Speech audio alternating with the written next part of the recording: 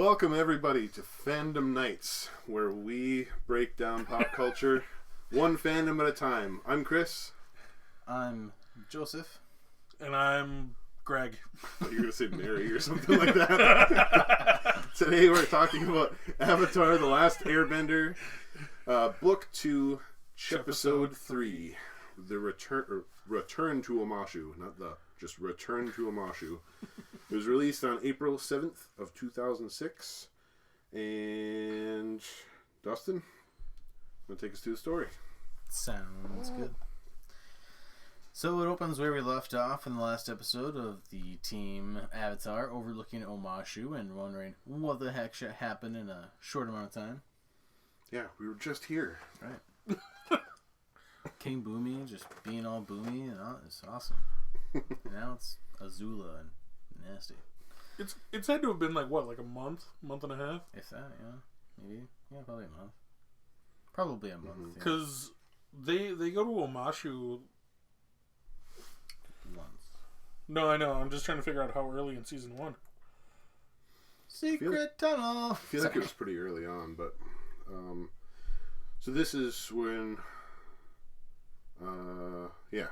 This is where Aang says that Omashu he thought was untouchable, and Aang is gonna find Boomy. He's not doing it to go about finding a teacher. He's doing it about finding his friend. Yeah. And Sokka's like, well, are you sure Boomy's still around? What are you saying, Sokka? Yeah, it's kind of crazy. Okay. Yeah, go ahead. And then they sneak into the sewers, and then Sokka gets these pentopuses stuck on his face and stuff. Starts freaking out. I want to make one comment about Aang's staff. It just seems like it's unbreakable. I was thinking the exact same thing in this episode. He pries off that thing. It's like a big metal grate thing. He just goes. I want to know what it's made of. Yeah, and then that one episode when he's like, I don't remember what happens, but he's like flying and he flies super fast and sticks it into the side of a cliff, and then he's like standing on his staff. Oh yeah. I'm like, dude, that thing is made of oak. What? But that thing would be broken. It's like super delicate though, because it has like these wings on it. It has to be light to be able to fly, and right. And, I don't know. It's the Beskar spear of the Avatar world. Yeah, there you go. Not true. Yeah, it's like a no. Maybe I mean, like total spoiler alert, but I mean, like later on in the series, like his staff gets broken. Mm-hmm. Like yeah, I suppose it does get broken. I don't know. So yeah. So then. The Pentapus freak Sokka out, and they get caught by the guards, but they make them believe that they have this developing disease called Pentapox, that they're all dying and zombie-like. And right before the guards come up, Aang hides his identity by wearing a hat. Once again, Aang loves wearing hats. Any chance he can get to wear a hat, he wears a hat. Mm-hmm. Azula and the I don't know who they are, but two old women, they're advisors to her or something, I guess. In that capacity? I don't know. Teachers or whatever they are. I don't know. She just tells those two tell Azula that she shouldn't, or that she needs to be more focused on the element of surprise or something like that. And since the element of surprise is gone, she needs backup or something like that. And so she says, "Oh, I'll go get a couple of my friends." And then shows May. We get the first appearance of May, and then her father is the appointed governor of Omashu. Mm-hmm. And then we get the scene of May throwing blades and chasing Team Avatar with some troops. Yeah. But Aang gets away. Is this where the rebellion shoots the earth down at him? No. Yeah. And Aang because Aang saves their lives. Yeah. And then May is like, right. And of course they don't realize that they just like their lives were just saved, and they're just like, oh, resistance. Yeah. She's like deadly with those little blade things. They just come out of nowhere. It just reminds me of what's her face from Thor, Ragnarok. The Thor's sister from Ragnarok, where she's just always throwing those blades out all the time, taking out ships and everything. Oh, Hela? Yeah. Yeah. So then the next we get is Azula approaching Ty Lee, and she's hanging upside down. She's also the daughter of a nobleman Fire Nation person, and she works at the circus. Her aura has never been pinker. And she's... I'll take your word for it. What?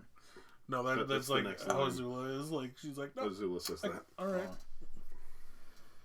And Azula tells her that she's going to catch her show, and then Ty Lee starts freaking out. Just off balance right out. What? Yeah, this was a weird thing with Azula and Ty Lee, where like she didn't want her to see the show, or was she scared of her, or what the heck was going on? Both? Yeah, it was. But like she's so friendly and nice and like happy to see her and all this stuff, even after everything that happens. But it's like, I don't know. It was just weird. I think it was spot on. Yeah. So Aang finds the resistance after the resistance found them, I guess. They sucked them underground, or made the ground go down or whatever. Mm-hmm. And tells him about the day of the invasion. He looked at me and said, "We're going to do nothing." That's what King Boomy said, I guess. Yeah. I'm gonna do nothing. Aang wants to lead them out of the town, and the resistance doesn't, but after they come to their senses, they find a way to leave the city, and they're all going to be infected with pentapox, this fake disease. Mm-hmm. Suckers. What? I like how the only way to get the little penta what are they called? Pentapus? Pentapus off is to like tickle them. I mean, that's how I get rid of like my friends. Just Tickle them. That's how you get rid of brothers, too. Ouch. Okay. You're the one causing the pain here. It's not pain. It makes you laugh. No, this is pain. it's an uncomfortable closeness. Yeah. You know, it doesn't stem from any 8-year-old older brother who is easily able to hold both of their arms pinned above their head and tickles the crap out of them, and then goes, "Here, let me spit on your forehead too." Just kidding, I'll suck it back up. Man, that sounds like you had a horrible brother. Did he actually do that, dude? Like daily. What? It was not daily. Oh, just about. It was not. Enough to torment me for life. Oh, man. Man, the things you don't see at church. No. I was like, how do I explain this? Oh, you guys don't watch that show, I guess, but like Stockholm, not that, but Stockholm Syndrome. Yeah, but not you secretly that. fell in love with me. What show? it's the new show SWAT on TV. Oh. I'm sure you guys probably don't watch it. I haven't seen it, no. I won't go into it then. Aang is not leaving. Smooth transition, I love it. Yeah, he's going right back in. Aang is not leaving until he finds Boomy and then takes off alone. And so then the zombies head for the gate. You guys look sick, but now you need to act sick. And then there's this old guy was perfect. Just limping by. Lots of practice. No leg. The extra wooden leg. Just reminds me of that guy in SpongeBob who has 2 wooden legs. Or no, that's Family Guy. Family Guy, yeah. Oh, yeah. My 2 bad. wooden legs and 2 wooden arms. Right. How would you live, man? I don't know. Oh. Yeah, then the zombies are going out, and then the governor, he's like, Pentapox. I'm pretty sure I've heard of that. Yeah. I like how everybody's heard of that. They're always like, oh, yeah, I'm pretty sure I heard of that. It's just like, just reminded me of like when COVID started and everything, and everyone's like, oh, yeah, coronaviruses have been around forever. I mean, we all know that. It's like, oh, did we know that? Oh, okay. Lysol cans have had that on there for Right. years. Yeah. Yeah. So then, after that, Aang magically finds Flopsy, Flopsy. who is just like being forced to like turn this wheel with like Yeah. just like animal brutality. I don't know what you call it, but Mm-hmm. he says "yip yip" and it doesn't work. Oh, yeah, that doesn't work on you. I forgot what he says then. Let's go! Oh yeah, let's go. It's just so simple. So cuts to a scene of Momo. He sees some food in the governor's house, and so he flies in, starts eating, and then May's little brother Tom starts trying to like grabbing Momo's tail and stuff like that, and starts chasing Momo, and it ends up just this whole little chase scene ends up with all the zombies down at the gate as they're all leaving. And so after that, Azula sabotages Ty Lee's show.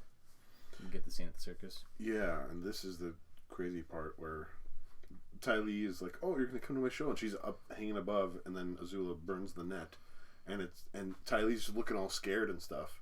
But then later on, she's just like, "Oh yeah, I'm gonna join your team." I'm like, what? I mean, okay, first she was out of fear, but then just played it nice in front of Azula. That's what I was thinking too, but it's just kind of messed up that she can't even like be herself and like. Well, I mean, if you you have Kim Jong-un's daughter telling you what to do, right? Exactly. Yeah, exactly. I'm like, you have like a super manipulative and abusive like princess who's like, hey, hold on, get rid of the net. Wait, no, that's been done. Set it on fire. Yeah. And it's like, she's gonna try to kill me. I might as well just help her out. Yeah.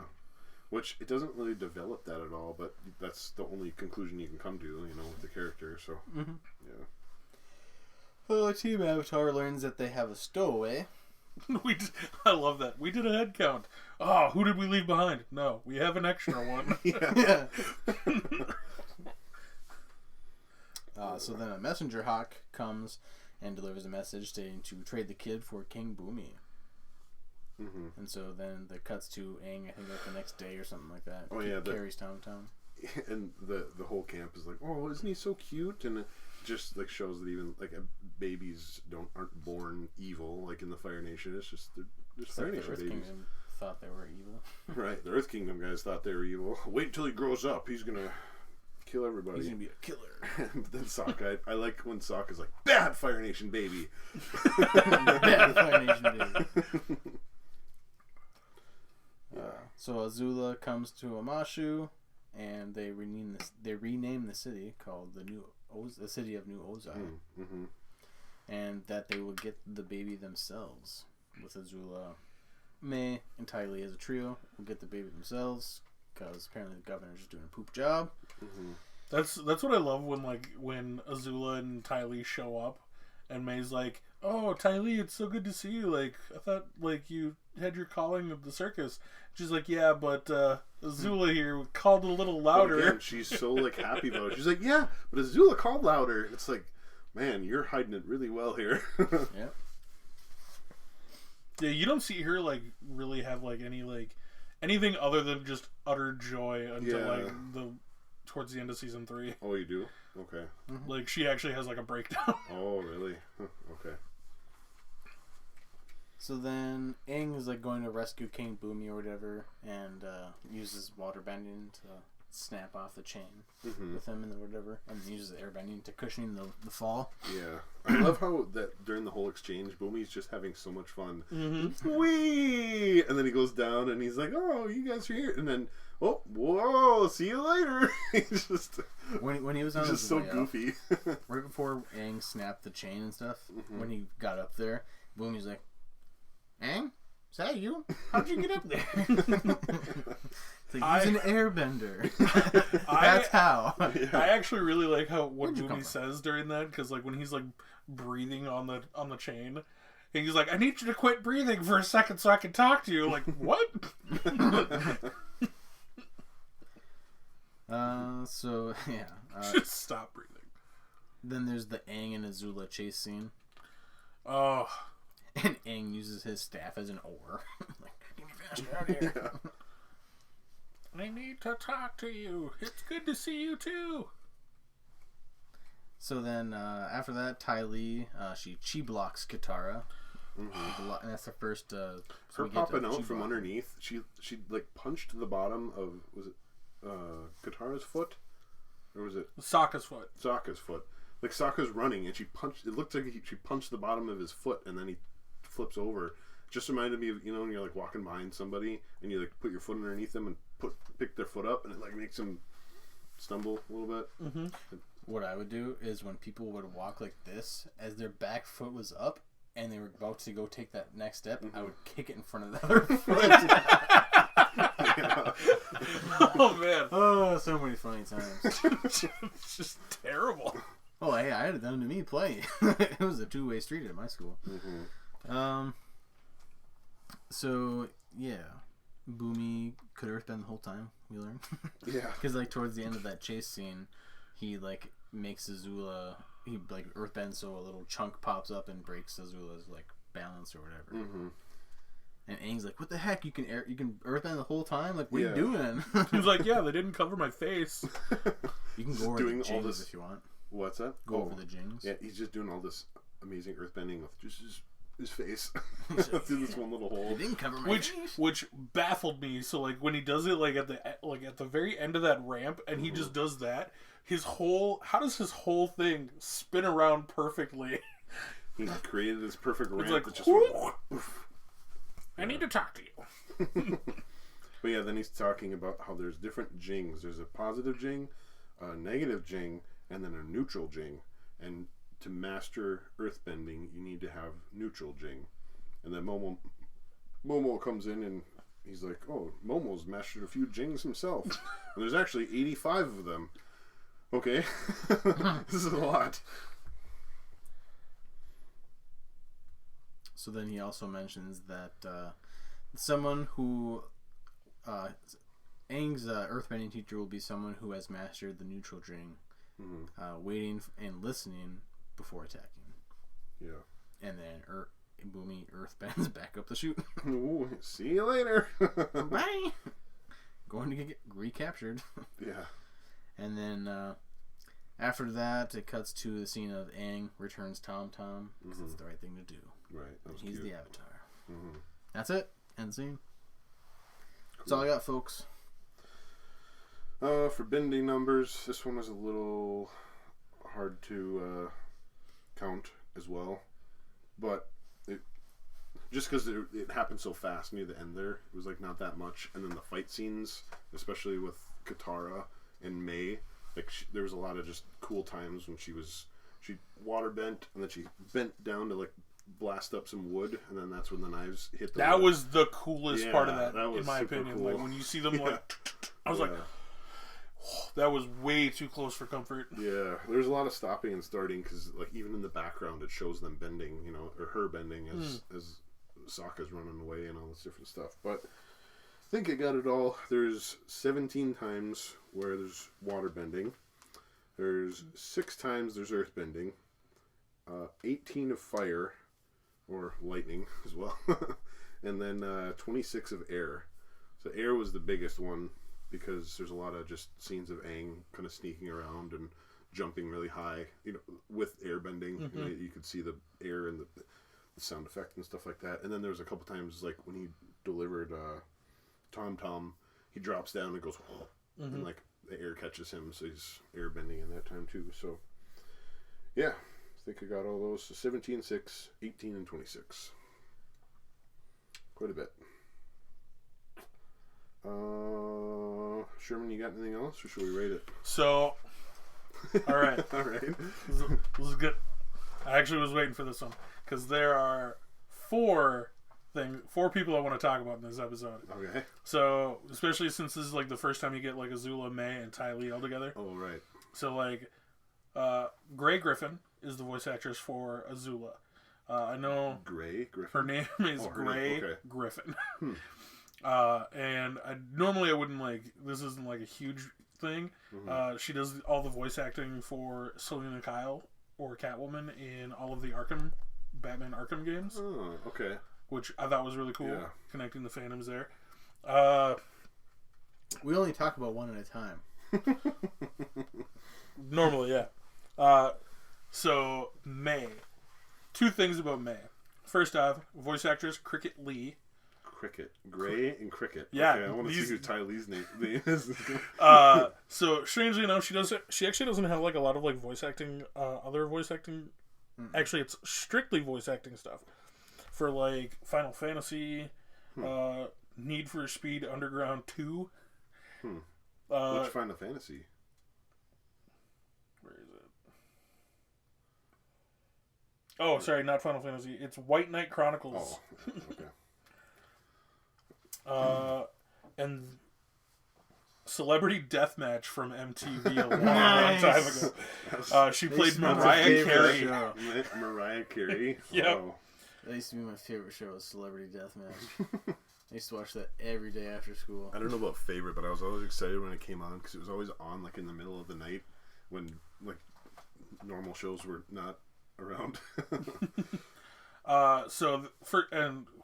With May, so the character is actually similar, and what's the term I'm trying to think of? May. Yeah, she's supposed to be similar to the character in a Charles Dickens novel, and they actually quote Charles Dickens in this episode. Because when May talks about Omashu, she's like, "This place is unbearably bleak." Is it Great Expectations or a Christmas Carol or? It's Bleak House. Oh, okay. Yeah, it's one of his more obscure. So the third one is Ty Lee. Mm-hmm. Not a weird name. Okay. Her name's Olivia Hack. Hack. Yeah. Gray. Griffin. Wait, what was it? What was the second one? Gray, Cricket, and Olivia. and Olivia Hack. Okay. Which she doesn't have like a lot of like notable ones, but she does have a live action show that she did. She had a minor role on Gilmore Girls for a few seasons as one of the college roommates. Okay. Big one though, and the one that I'm most excited about, the voice of Tom Tom. Okay. The smallest role in the entire episode. Just making goo goo noises. Yes. So the voice is Tara Strong. Oh, really? Yeah. I was like, she's in this episode as Whoa. a baby. But like, I mean, have you heard her talk normally? Mm-hmm. I don't know if I've ever heard. Follow her on I Instagram. have. Do you? Yeah. She was the voice of Everything. everything. I'm trying to think Harley Quinn? Yeah, Harley The original Quinn, Harley that's Quinn. it. Was it? Was Yeah, it Harley Quinn? the original Yeah, Harley Quinn. Yeah. Like, so I remember an episode of Fat Man on Batman with Kevin Smith. Yeah. He kind of went through all the cast members and had interviews with them. And it's like one of the... I still listen to those old episodes because they're just so good. And one of them, he had Tara Strong on there. And that was a really good interview. Because she also does the voice of Raven for Teen Titans. Right. And she's been in everything. She was like in Fairly Godparents and stuff like that. And a whole bunch of stuff, yeah. She played Timmy, I think. Yeah, She's she's Timmy Turner. And, yeah. And she's just like the smallest role. Just, She was probably just around one day, like doing Fairly Odd Parents or something like that. Hey, we need someone to do a baby voice. Can you come in here for a second? Right? Yeah. But yeah. So I was just super excited about like voice acting in this episode. I was like, That's kind of cool. Yeah. Well, let's rate it. What do you guys think? I feel like this one's I don't know. There's a lot of stuff that happened and characters were introduced, but there wasn't a lot of stuff that happened. It was just kind of a filler episode to get Aang kind of on the right path towards his airbending. And Because his knees both point directly at me, so I have to introduce- keep it like... sorry. that's why I was I have like to, this. That's why I'm sitting like this the entire day. It's just like, yep, Yeah. I'm sitting here, uncomfortable. Well, it also feels weird, like if we're all just gonna be like this, like Let's switch spots in the next one. But yeah, okay. So, what do you guys think about the episode? 8.2. I was going to say either high C or low B myself. yeah. I'm just going to go 8. Straight up. It's, no. What? Secret tunnel. with the way like all the fight scenes were in this episode, like and Yeah. also like getting a little bit like a better introduction of like Azula's just terrible Yeah. personality. This whole episode to me felt like the beginning of like an Avengers movie or something, because it's just the introduction to a lot of stuff. Right. No, there's a story obviously, but it's not like a great story. It's just, here's this character, here's some stuff from to do so you can see what they're capable of, and done. And like Aang, you gotta go find a different master. Like that's what this episode was to me, so that's why I kind of rate it a little bit lower. Yeah, I'd go with like an 8.2. I like that. Okay, so average of 8.2 then, if we're rounding. Dustin, you had 8.2, right? Yeah. Mm-hmm. Okay. Cool. Well, think that's it. Dustin, you want to take us out? Bye, guys. Adios. Thanks for watching this Chepisode of Fandom Nights. If you want to become a Fandom Knight, please check us out on Facebook, Instagram, and Twitter, and coming soon, TikTok.